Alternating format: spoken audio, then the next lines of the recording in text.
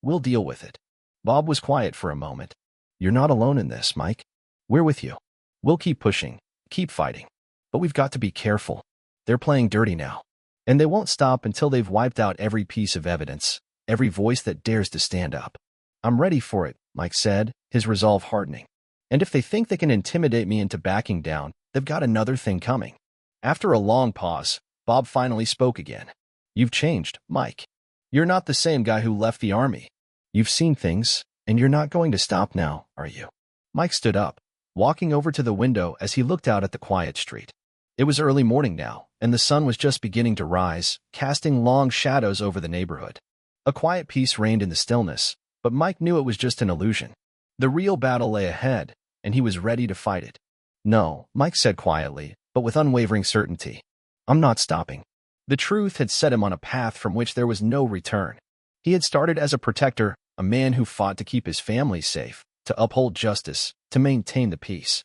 But the fight he had entered had torn down the illusions he had once held, and in doing so, it had transformed him into something else. Something stronger. A man who no longer sought peace but justice, a man who knew the cost of silence and was unwilling to let it claim another victim. He was no longer just Mike Harris, the retired Special Forces operative. He had become a warrior for justice, a man who had seen the darkness, understood the system's faults, and was now committed to the long, difficult fight to dismantle it. His family was safe for now. Emily and the kids were no longer living in fear. That battle had been won. But Mike's journey was far from over. The system that had caused so much pain and suffering was still intact, its roots running deep, and Mike knew that he couldn't stop until every last piece of it had been exposed. Every last vestige of corruption had been eradicated. Mike Harris wasn't returning to his quiet life anymore. His mission had evolved. He had a new purpose, one that would lead him into battles he couldn't yet foresee, against enemies more powerful than he had ever imagined. The world was a broken place, and he had learned the hard way that only those willing to stand against it, to take on the giants that lurked in the shadows, could hope to bring about real change. He wasn't afraid of what lay ahead. The fight for his family was over, but the fight for a better world was just beginning.